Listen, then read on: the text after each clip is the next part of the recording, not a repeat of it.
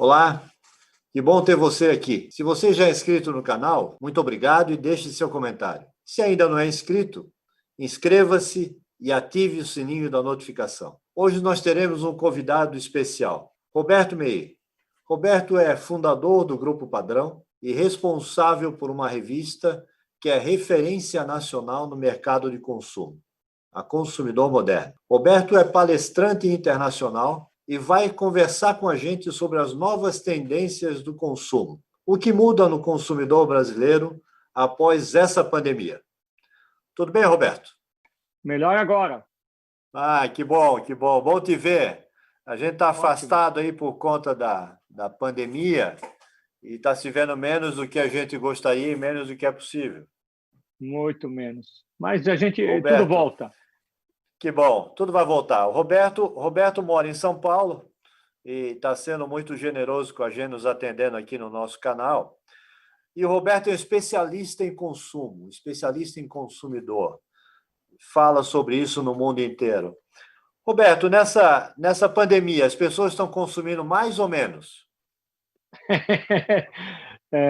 Olha, você sabe, meu grande amigo Topázio, há 25 anos que a gente estuda consumidor, todas as suas mutações e toda realmente essa evolução do que a gente chama como é o consumidor brasileiro. Eu me lembro, 25 anos atrás, quando a gente falava sobre o consumidor moderno, a gente ia nas empresas e falava que o consumidor estava muito mais exigente, mais seletivo, mais consciente e mais informado. Para o filme, volta e pensa hoje, você fala a mesma coisa. Só que agora, com o advento da pandemia, tudo virou de ponta cabeça. E aí, o que acontece? É óbvio que o consumidor está consumindo muito menos. Pela primeira vez, se verificar as estatísticas, mostram que a poupança do brasileiro está aumentando. Porque as pessoas estão com receio de gastar. E aí, até a fidelidade do consumidor às marcas acabou. Ele vai fazendo por tentativa e erro. Não existe mais fidelidade. Você vai entender uma coisa básica. Basta você olhar o teu guarda-roupa e olhar a quantidade de coisas que você não usa. Sim. Sapatos de couro, paletós, termos, pensa assim na parte bolsas de mulheres, sapatos de salto alto. Começa a verificar quanta coisa que a gente poderia chamar, rotular como supérfluo, mas hoje, você ficando em casa é supérfluo, né? Você começa a verificar o impacto que a gente tem no varejo. Varejo moda, as vendas caíram 40%.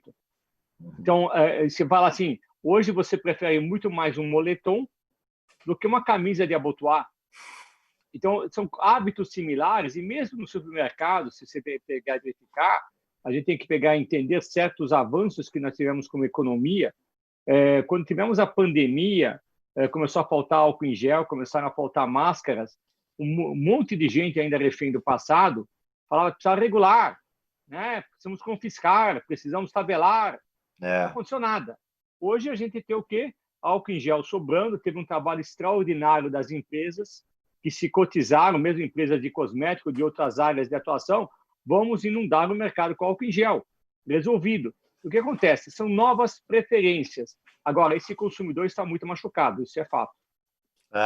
E esse comportamento, Roberto, ele mudou em função dessa maior racionalidade, da questão toda que nós estamos vivendo? O consumidor, eu gosto de fazer o seguinte exemplo. O que aconteceu com todos nós?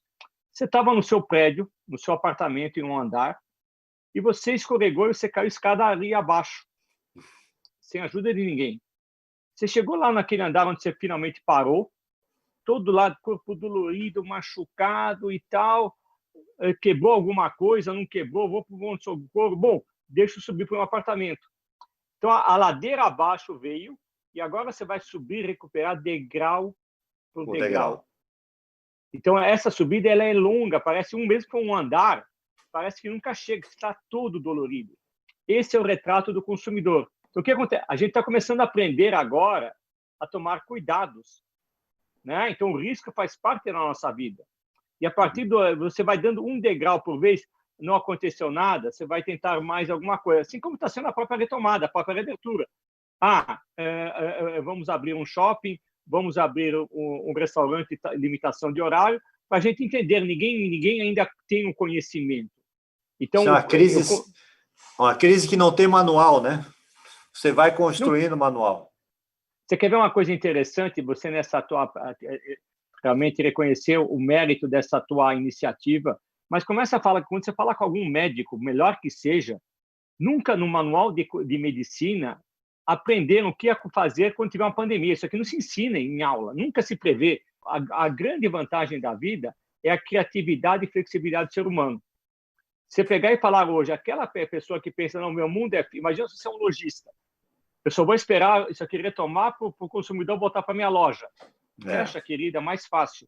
Quem não abraçou realmente o digital, de uma forma ou de outra, ele veio para ficar. Todos os lojistas hoje que começam a pegar e verificar os canais, o canal digital ainda é preponderante. Você sabia que, por exemplo, 15% das vendas da bandeira Pão de Açúcar são no e-commerce hoje? Poxa vida. Então, aí você pega o Mercado Livre, que virou hoje a empresa com maior valor de mercado da América Latina, é uma empresa de varejo. Você pega a Magazine Luiza, né, com mais de 20 bilhões de dólares de market cap, e se você relembrar, 5 anos atrás, era uma empresa que não tinha uma capitalização sequer de 100 milhões de dólares. Você fala, que sensacional. Então, a gente começa a ter novos campeões. Você tem uma mudança. Se a gente pensar no Brasil de anos atrás, era a Petrobras, era a Vale.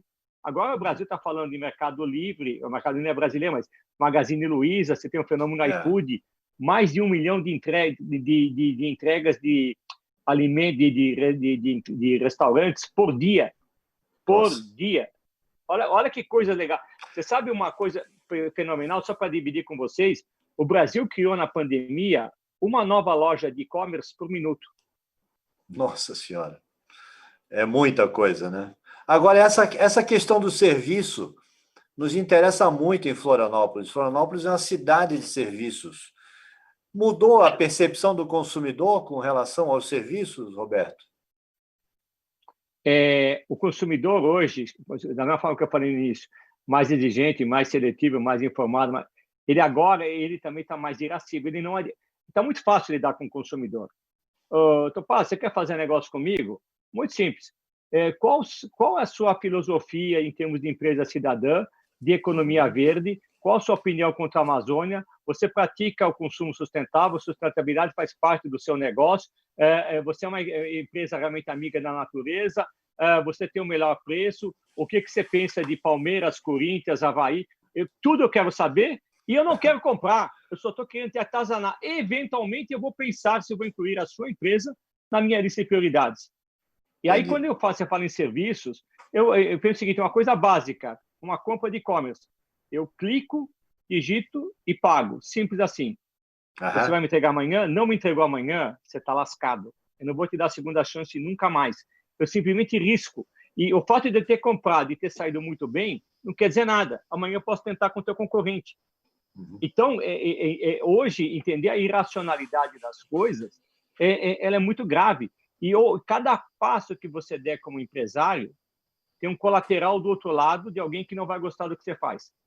Trazendo para os dias de hoje, só para verificar algo que está agora, todo mundo comentando, foi o caso da Natura, né, quando ela trouxe realmente o caso do Dia dos Pais com a Tami. Perfeito. O que eles fizeram? Eles fizeram um jogo que vamos rejuvenescer a marca. A discussão é clara, a Natura, se for uma empresa voltada à família, valores claros, princípios, uma empresa orgulho nacional, ela falou, quero pegar e falar com jovens. E os jovens são realmente os principais defensores da diversidade, é uma cultura totalmente diferente do pessoal, né, que está realmente acima de 50. A Natura está apostando neles. É óbvio que quando a Natura fez essa aposta, o pessoal mais conservador ficou irritado. E aí teve toda essa celeuma nas redes. Mas nada disso aqui é feito sem você balancear. Sim. Então, tudo é feito de escolhas. Eu vou para cá, eu vou para lá. Mas nada vai ficar, é uma omelete, nada vai ficar sem quebrar o ovo. Bom, eu abdico desse público em prol desse. Roberto, muito se falava no passado que muitas vezes um problema num produto, o consumidor até relevava e voltava a comprar, etc. Mas um erro no serviço era muito mais grave do que um erro eventual no produto. Nessa linha, e considerando que você falou, você acha que o comércio local, o pequeno comércio de bairro, ele tem uma nova oxigenação a partir de agora? Sensacional a questão. É o que eu chamo de mercado de circunvizinhança. Você quer ver uma coisa? A gente está aqui todos aqui fechados e tal, em casa, se cuidando. Você praticamente evita pegar o seu carro e você privilegia quem está perto de você, Sim. mais do que nunca. Você está preocupado em ver, olha, aqui tem um barzinho, aqui tem uma mercearia, aqui tem um hortifruti que eu não ia. Você começa a privilegiar quem está do teu lado. Isso nunca foi tão forte. Foi uma tendência que nós, inclusive, lançamos esse ano, que é o global. Muita gente falava de glocal até outro dia, Sim. né? Que você seja uma empresa global e pense local. Mentira. Então, a gente lançou isso aqui em março, que o que é global? Você é local, prioritariamente. Eu não tinha premonição nenhuma, basicamente estava pintando. Ou seja, com todo esse ponto que está acontecendo no mundo inteiro, a sua principal preocupação é como está o seu prédio, onde você mora. Pensa na tua pirâmide de Maslow, né? Como está a minha família aqui dentro, os que eu quero, e a minha rua. E você vai, mas o teu ponto é cada vez mais restrito, porque você não quer saber de aeroporto, você não quer saber de nada. Então, a gente se fechou cada vez num casulo, como se isso fosse um elemento de sua segurança. Então, desse princípio, a gente só quer saber dos nossos vizinhos.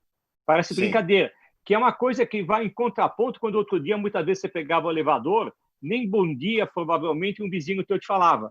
E agora as pessoas estão mais solidárias. Esse é um princípio interessante que veio para ficar, por enquanto. Vamos entender o seguinte, que toda ação... Não esquece o seguinte, nós não somos chineses. Eu falo chinês porque quando reabriu o comércio na China, você teve aquele caso famoso da loja Hermès, que vendeu milhões de dólares em um só dia, né? Nós vamos chegar a essa aberração. Mas a gente tem que entender que vão ter excessos. Tem muitas pessoas que eu não vejo a hora, eu não vejo a hora. Isso aqui, o ser humano, por isso que a gente lançou o conceito de novo normal, a gente estava falando em março, a gente é totalmente contrário ao novo normal, porque todo mundo começou a falar em novo normal. A gente mudou e a gente prefere falar hoje em termos de anormalidade, porque isso aqui tudo é normal. E a gente precisa de pessoas anormais que pensem contra o normal para restabelecer uma nova ordem. Não é a normalidade que vai garantir, porque a normalidade, para falar vai ficar nisso, está errado. A gente precisa de picos, seja anormal ou subnormal, para a gente poder sair desse ponto que hoje não faz parte da vida que a gente veio, né? Então a gente tem que criar. Os grandes inventores, os grandes inovadores são aqueles que ousaram. E agora é um período, claro, que a gente privilegia. É bom a gente reconhecer quem está do nosso lado, né? Os nossos amigos da nossa vizinhança. Tivemos várias iniciativas. Assim, o Carrefour fez muitas ações privilegiando o hortifruti perto da cidade para trazer para perto, privilegiando realmente o pequeno comércio. É aí que está realmente o grande ganho. Até porque o grande, a gente só fala, o cara que ganha mais dinheiro na crise, tem uma antipatia natural por aquele que é mega. Isso é muito interessante, porque eu já vi pesquisas que a solidariedade cresceu muito durante a pandemia, né? O espírito solidário. E aí, quando você vê que a geração de empregos é uma necessidade na sua cidade, no seu bairro, no seu estado, essas relações mais pessoais, mais próximas, é uma coisa que a gente vai levar da pandemia, porque eu tenho amigos, Roberto, que dizem assim, rapaz, eu nunca passei tanto tempo com a minha família nos últimos 10 anos. Ele ficou preso dentro de casa durante 3 meses e começou a conhecer melhor os filhos, a esposa começou a conhecer melhor o marido. Ou seja, isso tudo vai impactar no consumidor do futuro. São valores que se criaram, são coisas novas que se descobriram. E aí, nesse sentido, Roberto, você que já escreveu vários livros, mas um deles, Feitas para o Cliente, como é que você pensa que quem tem um negócio hoje, como é que ele tem que se adaptar para esses novos tempos? Primeiro, é sintomático a gente só pegar uma frase que você comentou agora, que é muito importante. Os casais as famílias estão mais em conjunto, é bom, mas tem um colateral. Não esquece que nos outros países que já passaram pela pandemia, a taxa de divórcio aumentou em Sim. 30%. Entendeu? Quanto mais você conhece, é bom e também não tão bom, porque entenda o seguinte, jamais na existência, você ficou 24 horas, seja com teu cônjuge ou com teus filhos. Sempre um entrava, outro saía, era um entra e sai. Sim. Ficar realmente num cativeiro 24/7 é realmente uma experiência bem diferente. Quando você pergunta hoje de como será realmente o serviço ao cliente, parece uma coisa meio megalomaníaca, você não tem o direito de errar. Uhum. Um erro seu, isso aqui pode virar um tsunami nas redes. Qualquer coisa. E como que você Sim. consegue ficar naquela gilete, né? Então, uma tendência que nós lançamos 6 anos atrás foi a polarização. E cada vez que passa, o pessoal fala, nossa, por que está tudo polarizado? Bom, no mundo onde você tem uma rede social em que tudo que você faz é assim, como Ou não vai você ter faz isso polarização? ou faz isso. Aparece o Nero lá na época de Roma, dos romanos, né? É muito louco. Então, não tem. Então, você consegue permanecer num grupo que todo mundo faz assim e você pensa ao contrário? Então, a polarização só aumenta. Então, o que eu digo nesse ponto? Como que você, empresário, você consegue ter alguma visão de cliente no mundo que você precisa tomar um lado? Vou te dar alguns exemplos. Qualquer empresa vai ter que mostrar o que acha ou o que não acha. Porque o consumidor machucado, ele percebeu que não adianta depender de políticos.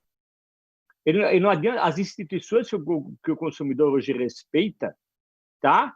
Uma delas são os empresários. Ele está cobrando, bom, a empresa, eu sei que, pô, eu consumo o produto da sua empresa, eu sei que ele é bom, eu sei que tem qualidade, sim, eu sei que é sério. Por que você não é um agente de mudança? Por que você não é um protagonista disso? Então eu cobro de você, porque em você eu confio Roberto, muito mais do que no meu governador. Eu tenho falado que está emergindo, está surgindo uma classe de empreendedores com espírito público, que é aquele cara que cuida do seu negócio, mas sem relaxar com relação ao impacto que ele faz ao seu redor. E sempre que tem possibilidade de participar de alguma causa, de alguma forma, ele está lá com espírito público, no sentido de que eu estou impactando muito mais gente. Mas você sabe, Topázio, o que é importante? Até outro dia você fazia isso como ideal seu. Né?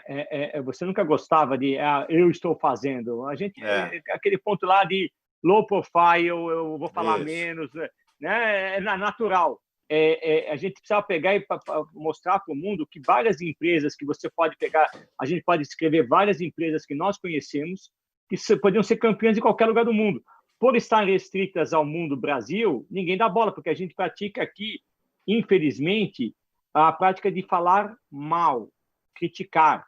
Como era bom a gente mostrar o Brasil que a gente só fala mal das nossas cores, quem vai falar bem da gente? O gringo não vai falar bem da gente. Exato, exato. Roberto, para encerrar, você está otimista com relação ao futuro? Meu amigo Topázio, desde que eu nasci, eu sou um otimista inveterado. Já que a gente não pediu para fazer parte desse negócio chamado Planeta Terra, a gente só tem uma coisa, andar para frente, com ética, com integridade, com valores, com princípios, com moral, procurando realmente sempre ver o que está acontecendo do lado, ajudar o outro, com certeza. Mas, como brasileiro, desde o dia que eu nasci, eu só ouvi uma palavra, crise. Tá? Então, toda essa jornada, a gente teve 2 décadas perdidas, as décadas de 80 e 90, se você relembrar. Quando o mundo inteiro bombava, a gente nunca crescia. Se você verificar o grau de empobrecimento que nós temos no Brasil, é algo assim aterrorizante. Então, toda a classe política vai ter vergonha na cara de abrir um fio. Vou te dar um dado que é esclarecedor. Em 2010, quando o PIB brasileiro bateu 33, 34 mil reais da época, PIB per capita, cada brasileiro ganhava, então, o que seria, na época, 20 mil dólares per capita. Se você pegar e verificar os dados atuais, e pegando que o PIB, mesmo em reais, ele está menor do que 10 anos atrás, cada brasileiro hoje está percebendo algo em torno de 5 mil e poucos dólares. significa que cada brasileiro, na média, está 40%, 50% mais pobre. Mais pobre. Se você falar, caramba, quanto eu vou ter que crescer para chegar nos 10 mil dólares, que já foi algo de 10 anos atrás, se você pensar em termos de China, se o Brasil tiver um crescimento chinês, tipo 6%, 7% ao ano, quantos anos nós vamos... Isso partindo do princípio que o dólar vai ficar estável, significa que ele não vai crescer nada. A gente pode pensar uma jornada de 20 anos, pelo menos, para a gente voltar para 2010. Esse grau de desgaste, de destruição de valor é nosso legado. Ok, você vai falar assim, como a gente reconstrói? Nós vamos ter dias melhores, porque vários sábios, várias pessoas realmente que eu admiro, que eu falo, sempre me ensinaram o seguinte: depois de um grande baque, você levanta e você vai, depois da tempestade, vem a bonança, e você vai lembrar você quando era menino, moleque, eu também. O teu pai, a gente não vai se lembrar, mas você se lembra como pai, como funciona. Acabou de ter os dias dos pais agora. Você está lá gatinhando, você fala para o teu filho, levanta. Aí o filho levanta, dá 2, 3 passos e cai, você deixa ele cair. Apesar da tua mulher ficar pé da vida com você, mas levanta, vamos lá, vem para cá. E você vai andando cada vez mais alguns passos para trás para ele vir até você. Anda, levanta e você vai. Por que você tem que cair? Porque depois que você cai, você leva o tombo, você aprende a se levantar, se erguer e continuar a jornada. Por que a gente tem que cair? As barreiras que são interpostas na nossa vida são para a gente aprender a dar saltos maiores. Então, brasileiro, profissão, resiliência. E nós somos bons em lidar com a crise. Nós vamos sair disso aqui muito mais fortes, mais solidários. Alguns vão querer pegar e praticar aqueles velhos defeitos, ok, mas a gente vai ter um país provavelmente mais unido. Nós temos um reparo apenas a fazer. Enquanto a gente continuar com esse fla-flu da política, é difícil. O que eu aprendi na China, é muito claro, estudando Confúcio, né, bem da China, ele tem um princípio muito claro de tudo começa no lar. O que é no lar? Primeiro, eu tenho que ter segurança em casa. Ou seja, minha família está bem. Depois eu posso pensar em ganhar o mundo. Indiretamente, a ditadura chinesa lá atrás fez o quê? Um filho por casal, criou lá uma estrutura para o país poder realmente ficar arrumado e agora conquista o mundo. Pensando como brasileiro, que a gente precisa arrumar a nossa casa. Arrumando a nossa casa, nós temos toda a condição, seja na parte de criatividade, de inovação, que gente que consegue fazer compra no supermercado com R$20, ele é mágico. Então, você pensando claramente nas pessoas com realmente que não tiveram a bonança ou a possibilidade que nós temos e tudo mais, esse é mágico. Então, como que a gente faz para poder realmente ter um país que promova a oportunidade para todos os brasileiros? Mas eu acho que com pessoas como você e vários outros colegas que têm uma participação mais ativa na sociedade, a gente começa a realmente mostrar o Brasil que dá certo. O Brasil que está errado é aquele Brasil que aparece nos jornais e tudo mais, porque os jornais não estão preocupados em mostrar a gente que dá certo. Esse é um erro claro e grave que nós temos como sociedade. Se a gente realmente for procurar fomentar e dar privilégio para quem faz o bem, quem constrói, quem edifica, o Brasil realmente vai ser uma nação do futuro mais cedo do que a gente pensa. Vamos torcer, temos pressa e vamos caminhar. Meu querido Roberto, muito obrigado pelo nosso papo. Acho que o pessoal que está em casa nos ouvindo agora vai adorar. Você que teve a oportunidade de ver um profissional como o Roberto. E, Roberto, a gente se encontra mais vezes por aí. Com certeza. Um cotovelinho aí, já que... Um abraço. Outro. Fica com saúde. Obrigado. Um abraço. Esse foi Roberto Meyer, especialista em consumo, que falou com a gente sobre diversos aspectos do novo consumidor. E se você é um pequeno comerciante local e quer ainda mais alavancar o seu negócio, preste atenção no novo consumidor. Qualidade do serviço é essencial. Se você não é inscrito no nosso canal, inscreva-se e deixe seu comentário. Muito obrigado. Um abraço.